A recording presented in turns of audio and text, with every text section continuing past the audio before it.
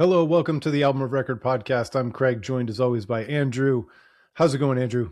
It's going pretty good. I am very proud to be a part of the most consistent music broadcast in the business. You know it. You can count on us to be inconsistent. We are consistently inconsistent. It's our forte. That's life. I think we've mostly been good. By the time everybody's listening to this, I will be gearing up to go see Acid Bath in their reunion form. Yeah, that popped up in my Spotify upcoming shows list. So I haven't seen that band since probably 1996. So it is kind of fitting that it's almost exactly 30 years. Yeah, that's good. Yeah.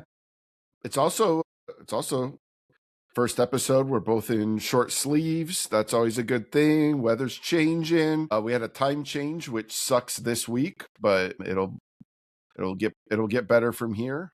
I hate time changes so much, especially the spring one.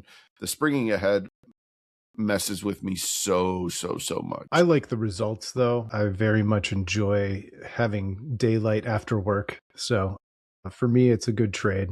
Yeah. I was laughing though, because I think it was yesterday. Like I was sitting there working and I was like, I guess it's about time to go home. And it was like 7 o'clock. And I'm like, wait, how is it this late? And I realized that before, when it got dark early, that was my trigger. Andrew, you need to go home. And without that, I just lost track of time. So maybe it's a double-edged sword. I need to be careful when it stays light till 9 o'clock. I need to be careful. Yeah. So those who've been with us a long time will understand that we used to joke all the time that this was a Pearl Jam podcast.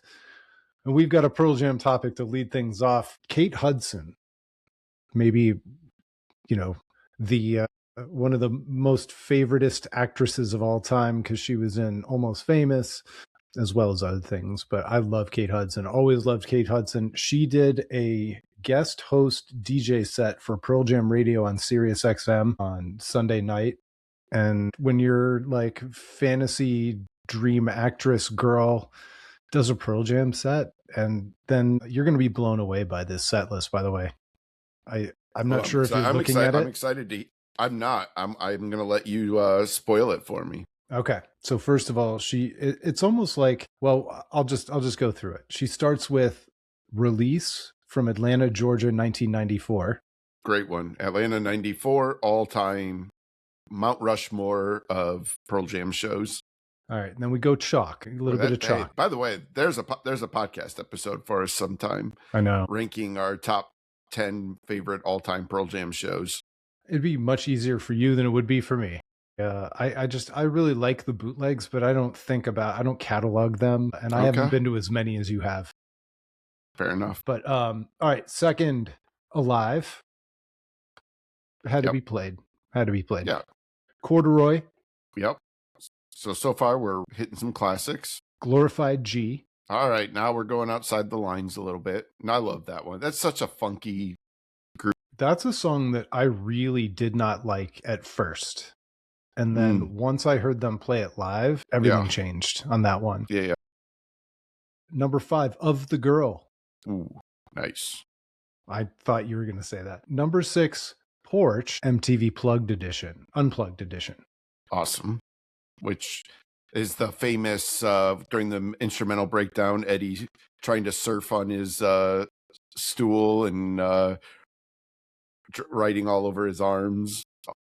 I had good times. Yeah, and I think that was the first time that I realized that Pearl Jam was more than just going to play their songs exactly as they were written, because there was like a lot of freelancing and jamming out in that one. Before that, I didn't really even know that band could do that. Sure. I think that was a lot of people's like probably live exposure to the band, I'm sure.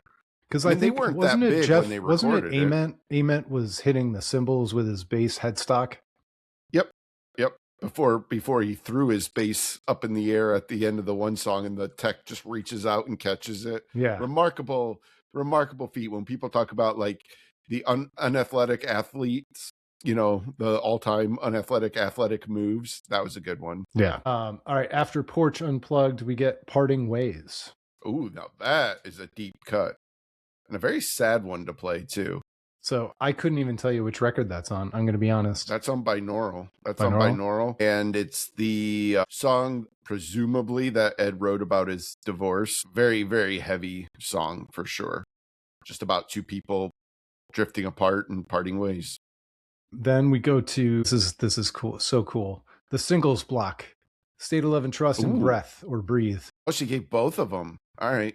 Back to back. So, like, she has to be a fan. You Yeah. are a fan if you're reaching for singles, like, as in the soundtrack singles. And I think you can get away with playing one but not the other, but putting them back to back is a choice. Yep. Yeah, that's a fan move. So then we go into Off He Goes. Love, love, love, love, love that song. Into Nothing Man. That's a nice little section we got going here. Let's see what this one does for you, Andrew. 5. So we're July 8th, 1995 from Milwaukee, Wisconsin. Okay. Forever in Blue Jeans. Well, that is a deep, deep, deep find to get a specific cover. Dude, it's wacky. Show. I don't know if I've heard that cover. I don't think I have either. Honest with you. I'm going to have to go look it up. Yeah. And then she finishes more chalk, Yellow Ledbetter. Yeah. Which I would have done something different, but that's okay. Me too. 13 tracks.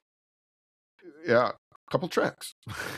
I think it's cool because, as if we didn't love Kate Hudson enough on this podcast, like finding out that she's on the team just makes me love her even more.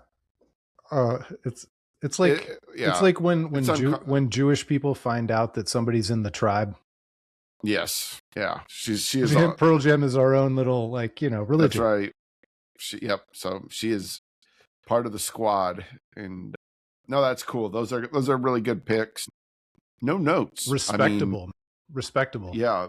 I mean, I guess I do have a note, which is like, we don't need Yellow Ledbetter at the end. Like we've seen Pearl Jam many, many times. We've seen it so many times. I am the biggest like Yellow Ledbetter hater at this point, just because like I don't know, like I listen to a ton of bootlegs and you just get tired of that being the last song. I just do. I'm sorry. Makes me a bit of a hater. I understand what you're saying. I've just come to accept it. Yeah. I also, like I've said a million times, like I don't need to hear Even Flow ever again in my life. It's the song they've played the most live, and I just don't need to hear it live anymore. I have heard that song done live. Yeah. And I don't feel the same about a live. Every time you go to a Pearl Jam show, it is somebody's first Pearl Jam show. I know. I got to remember that. Got to share the love. I never want to turn into those crusty old Bruce Springsteen fans who don't want to hear Born to Run. Like, let's not pretend that Born to Run is not a great song. Sure. Well, and it is a little different between Even Flow and Yellow Ledbetter, because Pearl Jam clearly thought Even Flow was good enough to be on an album. Yellow Ledbetter's not on an album for a reason. It's not a completed song. Like it's good. It's fine. I loved it when I was a kid. I don't know. All right. So beyond the chalk, if you've got to put in 2 or 3 Pearl Jam songs that are distinctly Andrew, what are you putting in? What are you putting in from Yield, Andrew?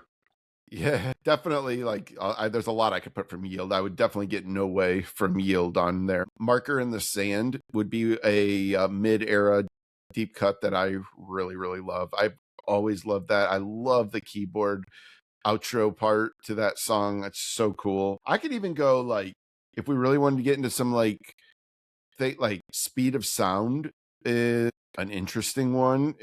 If you want to go with Ghost from Riot Act, if you really, really like. Well, I'm looking for what represents. Not Ghost. Green Disease. What represents Green Disease Andrew? is the one. Like you got to throw them in there. Yeah, outside of the obvious chalk ones, I would get No Way on there. I don't know if I want to repeat albums, but I really like to get all those Yesterdays on there too from Yield. That would be maybe my closer. If not that one, then All or None would be my closer. Like, I'm sneaking in Sirens and Amongst the Waves. That's a good one. And I can't have a Pearl Jam set list without Given to Fly. Okay. Yeah. I wouldn't be opposed to putting Wreckage or Setting Sun if we want to represent the dark matter I think era. But I think replacing Yellow Ledbetter with Setting Sun would be a wonderful choice. yeah, that's a good way to do it. Definitely. But Wreckage could fit anywhere on my list too. Sure. So, all right, enough of the Pearl Jam. We could do this all day. And I'm happy we didn't prepare our own 13 song sets. It was better to just talk about what our little differences might be. All right, the band Nothing, their new record came out, 9 songs. It's called A Short History of Decay, and I think I'll go first. I was a little bit surprised it was a little less shoegazy, a little less heavy than what I expected it to be. But it sounds like them. It's not a departure really, other than, it just is a little bit different vibe than the last record. And I was expecting a little more of, there are a couple songs on this one that sound like they could have belonged on the last record. But I was just surprised that they, kind of moved it around a little bit and went a little bit softer, a little bit more song-crafty. Yeah, that's interesting. I don't think I really thought about it that way. And I think you're probably right about it. I just really didn't think about the record that way. So for me, this was an album that I definitely really like. I can't think off the top of my head of what I would consider a quote unquote bad song. I don't, maybe the second track is like one that's not my favorite, but though the thing that's different to me about this album is I feel like so many Nothing albums have these just unbelievable, unforgettable moments. Sometimes it's an entire song, sometimes it's just a part of a song. And I felt like that was a little bit lacking on this one. I kind of think this is a unmemorable Nothing album. God, I'm so bad with track names. What's the one, the Rain one? The Rain Don't Care. The Rain Don't Care is a beautiful, beautiful song. That's the one that hit me the hardest on my first listen. Is that the one that I compared to Silent Lucidity? I think that's Ballet of... Yeah, you're right. Ballet of the Traitor. Of the Traitor, which definitely is Silent Lucidity coded for sure. No, the Rain one is more of the Beatles-esque chorus. Yeah. I think you used Across the Universe as your touch point, which it is. Like it's a very Beatlesy chorus, but like they do that thing that so many shoegaze bands do, but it kills me every time with that, like that lead, that sliding down lead, that it's just soul crushing. It's so in the feels. By the way, I got a quote from the Pitchfork review as we're going through this, because it's really well written, even whether or not we agree with the score, and we'll talk about that later. This was by Sadie Sartini Garner. And she says, other experiments fare better. The lightly Baroque pop of The Rain Don't Care starts like John Lennon trying to write a Paul McCartney song and landing on Oasis. Oh, okay. No wonder I like that song so much. I love it. I thought that was really, really well said. Yeah. So it's a weird thing for me because I don't think I like this album as much as I thought I was going to or hoped to. I actually feel on the Nothing scale, this is a little bit disappointing for me. And I it's hard for me to articulate like what my problem is with it specifically. And it's really, for me, it's just that boils down to. I didn't feel the highs in this that I feel in so many of the other Nothing albums. Like they didn't go on that run either of, usually they have a run of like 4 songs in a row that are just blow your mind. And I didn't feel like this really did it. They were fine. They were good songs. I enjoyed listening to it on the way home, sitting in traffic today, and that kept me calm and serene and kept my blood pressure low in traffic. I mean, these are all good things. I like it. Listening to The Rain Don't Care as it's pouring rain and you're sitting in traffic, that's an experience. But yeah, I don't know. Like it's weird too. Like obviously everything in shoegaze more or less owes a debt to My Bloody Valentine. But like some moment, a couple of the tracks on this, even like even that second track, I think is the one I'm thinking of. That are Cannibal like, World. that are like on the nose, My Bloody Valentine, in a way that nothing doesn't usually do. And I don't know if I like it or not. To me, that's not. I always felt like Nothing was a band that like was like trailblazing a new path for shoegaze, and like they've obviously influenced countless bands at this point, but to hear them do such a specific reference point was interesting. And I'm probably being hypercritical. It probably just, maybe it just hasn't fully set in with me yet. Yeah, Craig knows this, but I've been extraordinarily busy lately.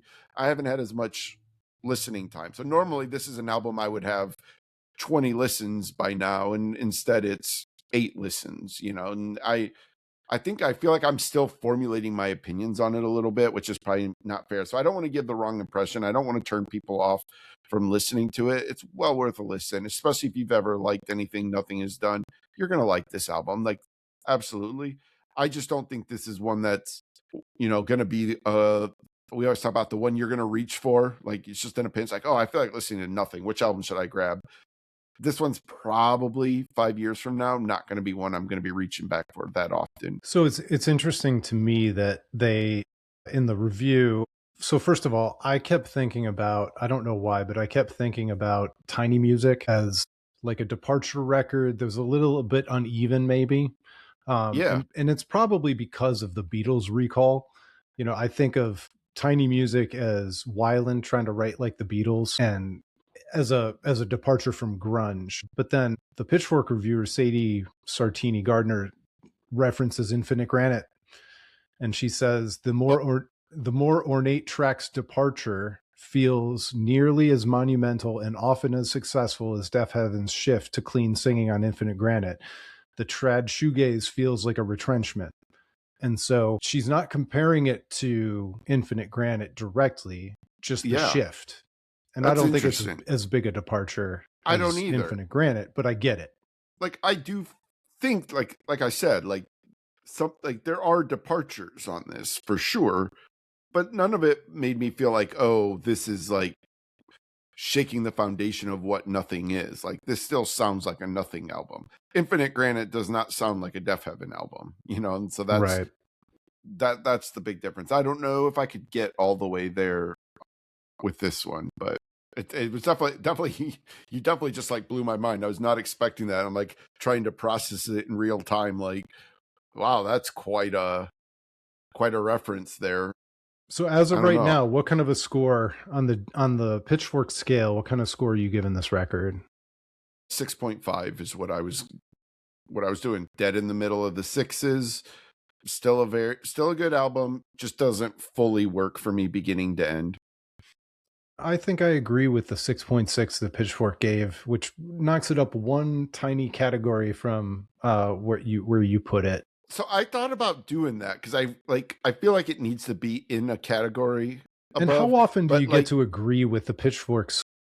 That is true too. But yeah, I think I will. By the way, I think I will listen to this one as if it's a 7.2 or a 7.4. I will overrate this record. But if I'm being honest, like, this is where it sits. Yep, definitely. That is it's a very good album. Like 6.5 is still a perfectly fine score, especially for a band that's been around. They've been around, what, 15 years already? Probably. I think so. It sure feels that way. Like, I wonder they've been what their around first record was, what year it was. I anyway. want to say 2007. No, it had to be later than that. In 2013. Close. 2012. Downward Years to Come. Yeah. Like, I'll just say too, when that album came out, like, to me, Nothing felt revolutionary. Like, this like callback to shoegaze, and this is well before shoegaze was popular. Like, it was. I this never is not an era when listened everybody was to doing any of this band until The Great Dismal, and then I went backwards. Holy shit! Wow. The Great Dismal was so good and so incredible. Yeah, I had to go back. But that's their fourth album, at least. They had some EPs in there too. So yeah. But no, hey, it's never too late to get into Nothing for sure. But no, I vividly remember, like, because I was so heavy into like all the indie blogs at that time, and they were all just losing their mind over this because, you know, the indie scene has always revered shoegaze, even when not a lot of bands were doing it.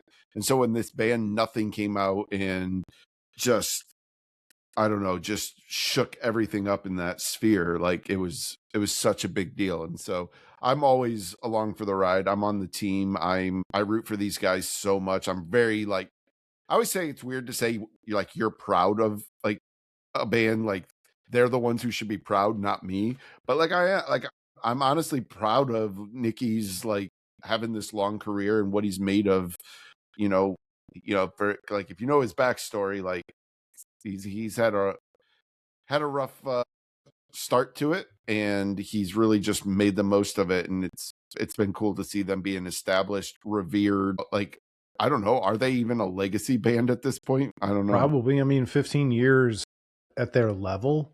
I mean, that's saying a lot. Yeah, it's cool. Yeah. All right, the big story of the day that we're going to spend the most amount of time talking about is the Ticketmaster settlement by the Department of Justice and the ensuing backlash, anger. But first, I'll read from you can read about it anywhere. I will read about it from The Verge because I like their coverage. I'm reading from, let's see, Laura Finer's article. Instead of moving forward with a jury trial against Live Nation Ticketmaster as expected, the Justice Department announced a settlement Monday that omitted what used to be on the top of its wish list, a breakup. What the DOJ did get was a series of concessions that some industry stakeholders found unsatisfying and even baffling. There were a few bright spots, those who spoke to The Verge said: a 15% cap on Ticketmaster service fees at Live Nation-owned or operated amphitheaters, for instance, and a pledge to give artists more transparency on their own ticket sales. But they remained unconvinced that the deal would usher in large-scale change proponents of the lawsuit wanted. Many are hoping state attorneys general continue their case in pursuit of broader remedies, even if there's no guarantee a jury will find in their favor or that the judge will grant more dramatic requests. So there's a couple other pieces of information that we need to reveal before getting into this. Is number one, this caught everybody by surprise, including some of the Department of Justice attorneys who were in court. Like, they didn't even know. Yeah. So this was almost like an end around settlement by the office of the president, the president's cabinet, maybe. Nobody quite knows for sure. And the states, so the federal government, attorneys general. Yeah, so the federal government through the Department of Justice takes on a case like this. And this started during the Biden administration, and it was picked up, obviously, with the transfer of power to Trump. It was picked up by the Trump DOJ. But all the states kind of latched on to the federal case. And now that the federal case has been settled, all the state AGs and the states are scrambling to figure out, number one, who's going to try this case, because now they've lost the DOJ, the federal attorneys. And so it just leaves them in the lurch. The judge was shocked and surprised. And I don't know, it feels very unsatisfying, I think, to most of us. And I think before we veer into the political aspect of this, I do want to point out that this was very much a bipartisan effort. There's plenty of Republican attorneys general involved, plenty of Republican litigators involved. This is not a left-right issue. This is a do you like live music or don't you issue. Well, it wasn't left right at the state level. Yes. And what, like, my biggest overarching thing about all of this is who really wants this settlement, right? Like, who does it benefit? What is the argument that settling is in the best interest of consumers? And I can't muster a devil's advocate argument. And Craig, you are usually the one who's better at devil's advocate than me. So I'll ask you, like, do you have a devil's advocate argument for how this is beneficial and something that was worthwhile for the Department of Justice to foster this settlement? Not in this case, but I mean, generically speaking, I would always say that a settlement is something which is better than nothing. There's no guarantee that a jury or the process is going to yield the results you want. So sometimes it is better to get something than nothing, which is how, when we sign on to these class action lawsuits against technology companies, we get checks for 37 cents. And so from that aspect, I do normally understand it. But the problem is, and this is the most political that you and I have probably will ever get on this podcast, I don't trust the federal part of the government right now to represent the will of the people, or not take a backroom deal from lobbyists, or even more directly to sway the outcome. And I'm actually surprised that they settled it at all, that there was even this much concession to give up a couple of the venues, to sell a couple of the amphitheaters, and to cap the fees and things of that nature. But I think I read that it's like $200 million is like 5 days of revenue for Ticketmaster Live Nation. It is in no way the kind of settlement that's going to change anybody's behavior going forward. And I relate it a little bit to, I don't know if you watched the documentary about the Ohio State athletic doctor, and when the wrestlers talked about when they were offered this settlement, and the one wrestler talked about how he was not in favor of the settlement, because he's like, while we would all get some money, and getting some money out of this would be great, what he really wanted was an amount of money that hurt Ohio State enough that Ohio State would say, we have to make changes to make sure that this never happens again. And that didn't happen in that case. And that's where here, if we were going to have a settlement, I would want the settlement to hurt Ticketmaster and Live Nation enough that they would say, we have to change our behavior so we don't have to have this happen to us again. They will happily make this settlement again 10 years from now, 5 years from now, however long it is. It's a minor tax on their operation and their business as usual. Yeah. And so what it boils down to is, who are the people who this is helping? Who is this benefiting? And the real answer is just the shareholders or stakeholders in these entities, and the deals that they can foster with the people in power. And this is something I've been talking about a lot lately, that I really felt like when the not to get too deep into the Epstein files again, but it was like, it's this like pulling it back of the curtains. You kind of had a sense for it, but just realizing this alternate reality in which a certain level of people live, that they can just so brazenly thumb their nose at everybody else and just do this settlement and pull the rug out of so many people on both sides of the aisle. Let me read something about that. So yeah, more than 24 states are refusing to sign the Department of Justice's new settlement with Live Nation, which owns Ticketmaster, in a high-profile antitrust lawsuit. This is from Politico. The bipartisan coalition of states said the settlement between the DOJ and Live Nation does not fully address concerns of monopolization in the entertainment sphere, and it vowed to keep pursuing the company in court. New York, Arizona, California, Colorado, Connecticut, Illinois, Ohio, Kansas, and Maryland are just a few of the states continuing the lawsuit, according to releases. And then good old Letitia James from New York. The settlement recently announced with the U.S. Department of Justice fails to address the monopoly at the center of this case and would benefit Live Nation at the expense of consumers. We cannot agree to it. Yeah. And again, those states you named off, that's a decent cross-section of America. That, again, this is not just, it's not just California and New York. It's Ohio is about as red as it gets. Thankfully, our state is actually sticking up for consumers a little bit on this, which is nice. Do you want to know what the Justice Department's official statement was? Oh, God. All right. Give it to me. A senior Justice Department official who briefed the press on Monday morning about the deal on the condition of anonymity said the settlement offers transparency to consumers. It really sort of weakens what was previously the stranglehold that Ticketmaster.com had, the senior official said. Now people can buy tickets on a variety of platforms, which opens up the ability for competition to happen. And so that's where you're going to see prices change significantly. So I wonder if this anonymous individual is this obtuse, or if they just think like Americans are dumb and aren't gonna are just going to accept a statement like that. Like, Well, there's a I reason why think, they're anonymous. yeah. So, I just immediately want to be just like, cite your sources, dude. If Like, they believed what? it, they would put their name on it and they would Yeah. have permission. I don't know. This one frustrated me so deeply. And as somebody who grew up In your loving soul, Pearl did you Jam, think anything was going to happen? I felt like maybe there was enough wide support for this one See, you're a that sucker, maybe man. You they were had gonna. hope. I did. That's the moral of the story. But it's true though, because this has been going on for us since 1990, what, 4, when Pearl Jam brought the case against Ticketmaster. We've been fighting this fight as fans for 30 years.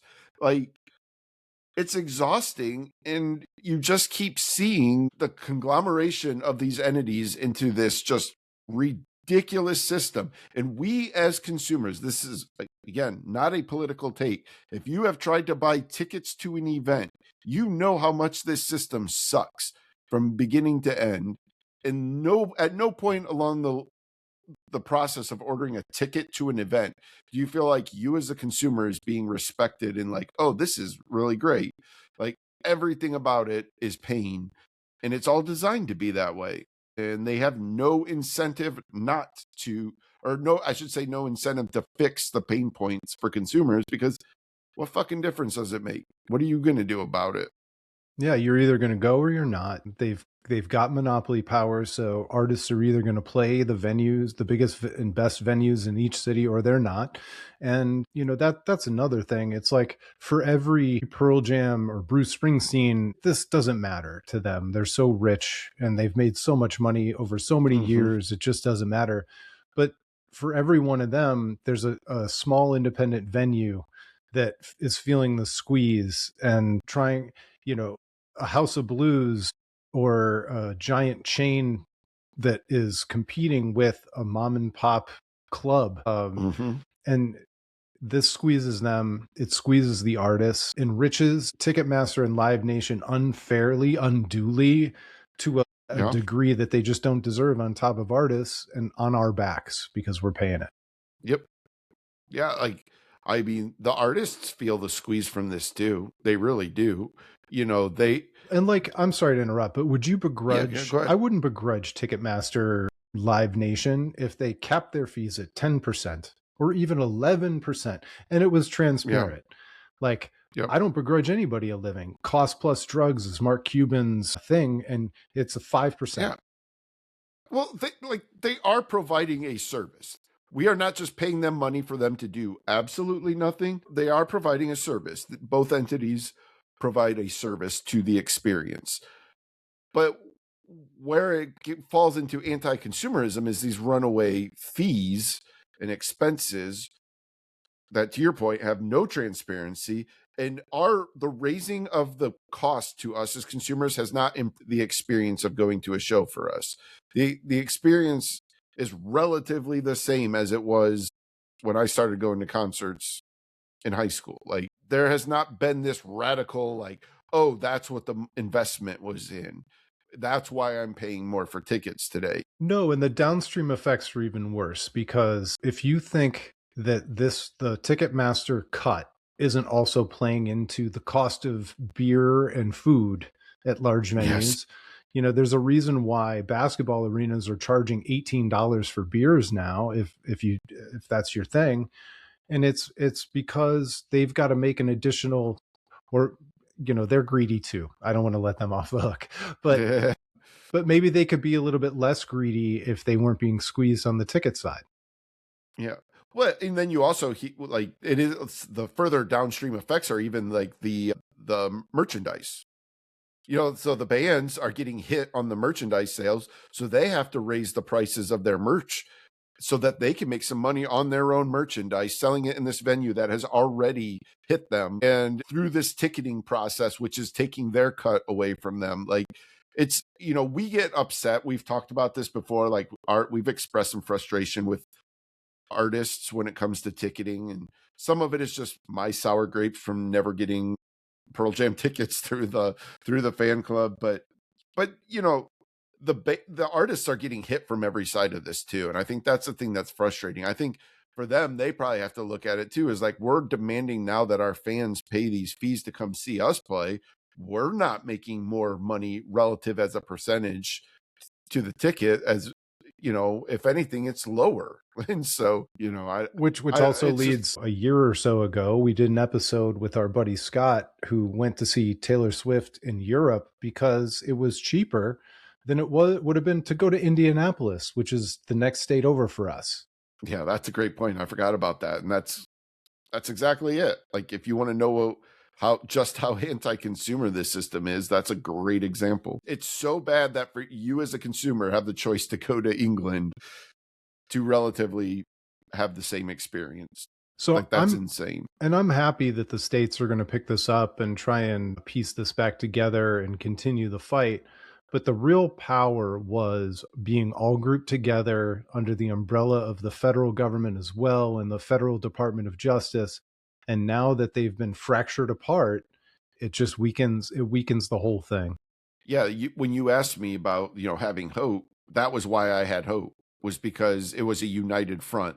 It felt like there could be some leverage and some actual pressure on them. As much as I love the states that are going to keep trying to fight this, do I think 12 states have the leverage and pressure to do anything here? I don't. And now the precedent has been set that for all practical purposes, this will be a financial settlement. And so if 200 million is, I think that was the number of the initial settlement. Yeah. So then maybe Ohio says, well, all right, so we're going to want 50 million, and New York's going to want 100 million because they're bigger. And now for Ticketmaster, it's just like, all right, I'll pay my tickets in all 50 states. And once I'm done paying my tickets, I can continue to just gouge away and do what I do, you know, only at a 15% clip instead of at a 30% clip. Yeah. Yeah, you just said the magic words to gouge away. Now I'm singing the Pixies in my head. Thanks. I know, right? It is impossible for me to hear gouge away and not immediately hear the Pixies song in my head. That's crazy. It's perfect. No, so I don't really have, I guess, a lot to add anymore. I feel like we've kind of said the most part of it. I think, you know, but it's been going on so long that it's even hackneyed to say screw Ticketmaster. I'm tired of saying that too. For sure. I think that we actually did a pretty good job of staying out of the political realm of this, because I think there is. Well, let me ruin it then. This is Donald Trump's fault. This is Donald Trump's cabinet's fault. And I'm sure he has his hand out somewhere, and I'm sure somebody in the Trump White House is taking money for this, and this is why it happened. I wonder how Kid Rock feels about it, because he's been fighting the fight. He testified before the Senate, and now his buddy folded. So there you go. Has anybody checked the betting markets too? Did anybody place any large bets that they were going to settle right before they settled? I wonder if Ticketmaster gave a private jet, a plane. Yeah. So there you go. All right. Not happy. Serenity now. No, it's just such a heavy frustration. When I saw this story, I immediately shared it with you, and we were just both in just disarray. Just couldn't believe that this all fell apart so rapidly, when it seemed like, because you know this too. Like, I know you listen to a lot of law podcasts and stuff, and like, there is an element of momentum to legal affairs too, and this just crushed the momentum that it felt like they were starting to gain. And it's like, we're just back to square one. And you know what? You might or might not believe me, especially after my little screed there, but if the Trump Department of Justice had held the screws to Ticketmaster Live Nation, I would have congratulated them on it, and I would have said, good job. Right. If you cared about what people thought of you, this would have been the easiest win in the world. Easiest political win in the world, breaking up Ticketmaster Live Nation. Because again, this goes back to how I started all of this. Who on the consumer side opposes this? All these people, breaking up of them. Like, I don't know anybody. All the people in red states who are going to the types of concerts that Republicans go to, they hate this too. You know, yes. Yeah. I So I this don't just get would have it. been such an easy win. It's such an easy win. And they just don't care. They don't care. Like it was just, nah, it's fine. Like we'll just do this instead. And you can say both sides don't care, but at least one side like pretends to care and gives lip service to it. Yeah, there you go. All right. So we're on to recommendation corner, which until IndieCast comes back, it's still our bit. So what do you got, That's right. Andrew? So this week I want to talk about something that popped into my awareness completely unexpectedly. This was actually quite shocking to me. And that is Fugazi, a band that I really love. Their third album, In on the Kill Taker, which was one of my favorite albums when I was like probably like junior, senior year of high school. Like I listened to this all the time. Loved this album. I don't love it as much anymore, actually. It has not aged that much with me, and I'll talk about that maybe in a second, but I love this album. Well, throughout the course of reading things about Fugazi, you had always heard that they had recorded these songs with Steve Albini for that originally he was going to release the album. And for whatever reason, they didn't go with his version. I guess they didn't like the mix or something. And so they went back with Ted Nicely and re-recorded these exact same songs and put out the album that we know today as In on the Kill Taker. And throughout the years, there's been leaks of some of these Albini session versions of tracks. Like you could hear, but they were often pretty crappy. This is the days of LimeWire and all that stuff, the low bit rate, crappy versions. And so out of the blue this week, Fugazi put on their Bandcamp the Steve Albini version of In on the Kill Taker. They put proceeds on it to Steve's charity, and they just said in light of his passing, and also just because they didn't like the fact that people were putting crappy versions of these out there, they just decided, we're going to give it to you. Here you go, $10, go for it. It's such a cool move.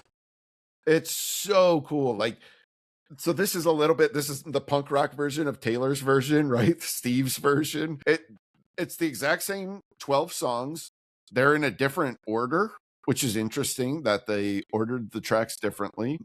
And some of the songs are a bigger departure than the other, but hearing Steve Albini's take on Fugazi is so fascinating to me. And yeah, I don't know if it's because I've grown to, really love that live sound that Steve would get out of bands. He infamously records you live in the studio. But this feels like Fugazi took In on the Kill Taker and said, okay, let's play a show of just these songs. We'll play them in a different order and we'll play a show. And that's what it feels like listening to this. And it's just such a refreshing way to hear these songs. It's breathing new light into it. Some of them I like. I kind of think for some reason I like the Smallpox Champion version better. Some of them, like Turn the Screw, I probably like a little bit less than the Nicely version. But all in all, I just highly recommend people who like Fugazi, if you throw $10 to Steve's charity and check these songs out. So yeah, it's really cool that they did this. Still not totally my thing. For sure.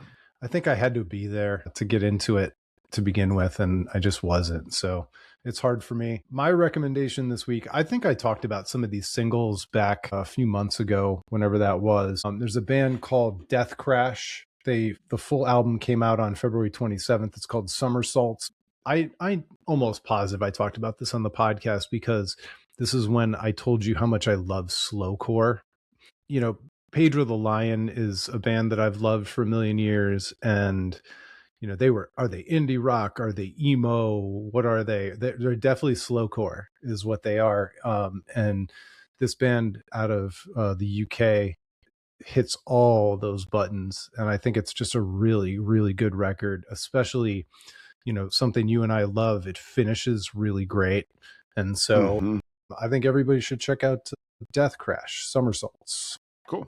I have not checked it out yet, so I cannot opine anything on it, but my ever-growing list of things Craig is sending me these days to listen to that I haven't been able to get around to. It's getting embarrassing, and I'm ashamed of myself. And I need a vacation just to catch up on Craig. Craig is the new Andrew, and but I'm not, man. I've been struggling to keep up too. You know, I swore off podcasts this year, or not swore off. I limited my podcast time this year, which means I've been addicted to audiobooks, and I think I've finished like 28 or 29 audiobooks since January 1st. Good Lord. I know. So good for you, man. I'm not listening to as much music as I used to either. Yeah. Which is kind of crazy. Sure, that's going to take a toll. Yeah. I wish I could do that, man. God, do I wish I could listen to audiobooks in the car. But if I listen, I can barely even listen to podcasts in the car. Like, if I do that, I hear the first words of it as I'm pulling out of my driveway, and I get to the office and realize I have no idea what they're talking. I have not heard a single thing they've said. Yeah. I just cannot. I cannot focus on anything spoken word in my car. And I certainly have some mornings like that where I'm like, I haven't been paying attention to any of that at all, and I have to go back. You got to skip back, yeah. But turns out, you know, fiction in the time of disaster, fiction actually feels pretty good. Yeah. Who knew? Escapism. Hooray. Yeah. All right. Well, I guess that's all we got. You got anything else for the good of the order? I don't think so. We've got Sweet Pill album coming out on Friday today, I guess, if you're listening. About that one. So that's one I'm very excited about. So go check that out. And I think that's about it. All right. You can find everything we do at albumofrecord.com. We're on all the socials. You look like you have something else to say, no? I debated throwing my Idols take into the ether, but let's give him an Idols take. All right. Well, so a funny thing has happened to me. So Craig and I went and saw Deftones in September, I believe it was, or August, September last year. And Idols opened for them. And Idols is a band I've listened to in the past. I've listened to every single one of their albums once, a couple of them twice. And I was always like, oh, there's something there. Like, this seems like they should be a good band.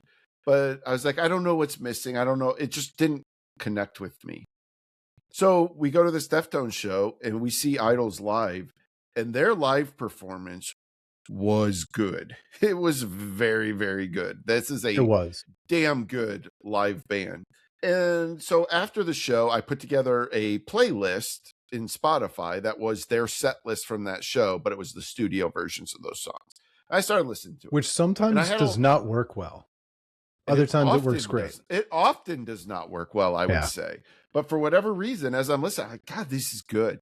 And then I'd be like, I don't know what to listen today. And I'd throw on that Idols set list because it was like the top playlist, because it was the most recent playlist I created. So it was at the top, like, all right, I'll just listen to that again. And so then it was like, all right, well, maybe I need to go listen to Brutalism. And so I started listening to the full album. And it's not every day, it's not every week, but I have consistently been listening to Idols nonstop since that show, to the point that I now low-key consider myself a pretty big Idols fan. I can cite a lot. I can talk about their albums, the differences between their albums, where they've gotten to. I very much prefer early era Idols to the more recent stuff. Once they got a little bit more dancey, I didn't like it as much. It's just so crazy because when we were heading into that show, that's a band that I just didn't know hardly anything about, and you were kind of trash talking them a little bit. Yeah. And then we saw them, and I kind of looked at you, and I was like, I think this might actually be good, but I didn't want to I don't want to go out on a limb because I don't want to embarrass myself, but they were awesome. The power of that rhythm section is unbelievable. People talk about them being the driving force of bands. Like, that is the case with Idols, but the guitar players are unreal too. Like, they just their ability to dance around what the rhythm section is doing, and then it all explodes into these crushing choruses. It's really powerful. A lot of emotion in the vocals. Really like a lot of the subject matter that their singer is talking about, and whose name escapes me at the moment, but doesn't matter. I like Idols. I'm an Idols fan. They're not for some reason they've become an uncool band. Yeah. So there's a lot of like Pitchfork kind of slags on them. Our old buddy Ian Cohen, he used to slag on them a lot. Of course, Stephen Hayden did because he hates everything. And grumpy old man Hayden. No, but they definitely in like these like hipster scenes, they've become somewhat of an uncool band. And I don't know if maybe that just makes me like them more. I don't know. But like there's so many elements of like punk and post-punk and like again these just like like it's groovy and like that, like I don't know, this band is just really connected with me, and I may or may not have purchased my first vinyl the other day. So that's awesome. Well, and I was in the chat, you and I were talking about it, and I kind of mocked you a little bit because this is something more akin to what I go through, where you know, I see a band live and then I overrate their studio records and I become a fan, even though like they're more of a live entity than, yeah. But, and then the record, the album becomes kind of a reference point for the experience we had seeing them live as opposed to standing on their own. And it's just a phenomenon of seeing live music. And that's the big thing. I think you really nailed it with that. The reference point thing, because now when I go back and listen to the songs, like when I listen to these albums and I get to a song that they played live, I am immediately taking in my head to that experience of sitting in that arena and being blown away at how well they were performing that song. And so like, even though it's a studio version, you hear the live energy in a way you wouldn't before. And I always said that was true of Foxing too. Like, you know, like there was always a magic to seeing Foxing live that you wanted that live version in your head, sometimes more so even than the album version of them. And I had to, you know, we talk about Pearl Jam a lot. I also have to get a Foxing throw in this, or else the episode wouldn't be complete. So. Yeah, man, still obsessed. I'm still obsessed. Yep. I haven't decided if I'm going to go see Connor's band Smidley. They're coming through Cleveland with Julian Baker. Is that what I said? No, Lucy Dacus. Dacus. Yeah, Lucy Dacus. All right. I don't know. Would you go? Would you want to go see his other band? It's complicated, man. There's a part of me that's like, what are you doing? If you're gonna play music this soon, like, why isn't it Foxing? I got things to work out yet, Craig. I'm still working on it. It's not him. It's us. That's right, for sure. God bless you, Connor. You do your thing. Yeah. Well, anyway, as I was saying, everything we do is at albumofrecord.com. You can find us on YouTube, on all the social media channels. So we'll talk to you next time. It's been the Album of Record podcast.